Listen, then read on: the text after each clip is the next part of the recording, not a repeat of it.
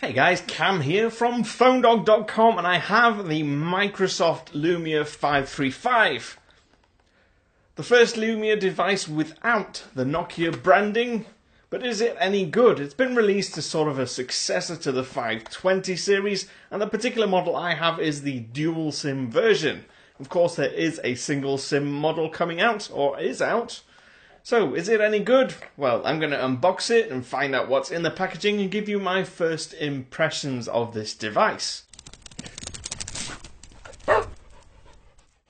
So this is the Microsoft Lumia 535, and the packaging probably looks familiar to you, except for one thing. There's no more Nokia branding. If we slide it open, you'll see, as always, the phone is placed in its own little tray on the right-hand side of the box. We pop that to one side and we can have a look at what's under the tray. Now, with the 535, the first thing you're going to get out is the battery. Now, this is a 1905 milliamp hour battery, and it can obviously be replaced, removed, and you can buy spares. You also get this quick start guide with some troubleshooting tips and hints, and you obviously also get a power adapter with a micro USB connector. Once more, it is Microsoft branding on the charger as well, and you also get this cheap set of headphones.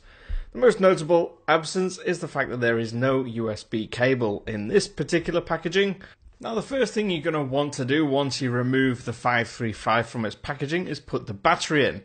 Now, to do that, you just have to remove the plastic shell, and that's quite simple. You simply put it away at the bottom edge, and you can pull the whole shell off like so, and the battery is very easy to put in. But you will notice on this model there are two SIM slots and also a micro SD card slot, so you can expand the built-in 8GB of storage.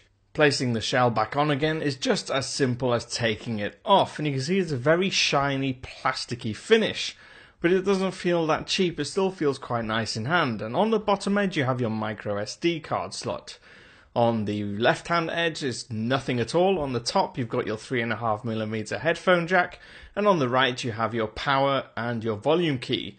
You notice again the Microsoft branding is very prevalent on the front and the back. Now, on the back we have a 5-megapixel camera with a single LED flash, and on the front another 5-megapixel camera. Now, in terms of size, it is similar in length and width to the Moto X. If you look at the thickness on the edges, it's clearly much thicker than the Moto X, but overall thickness is similar. Again, similar size to the iPhone 6 as well. But if we boot it up, we'll get a quick first look at the device up and running. Now, on the front, we have a 5-inch 540 by 960 IPS LCD display. It's 220 pixels per inch, and on first impressions, it's not very bright or vibrant. It's actually quite faded. It's got Gorilla Glass 3 on the front as well, but it's not curved like a lot of the other Nokia Lumia devices were. Powering the device is a Snapdragon 200 1.2 GHz quad-core processor, also equipped with 1GB of RAM and 8GB of storage, as I've already mentioned.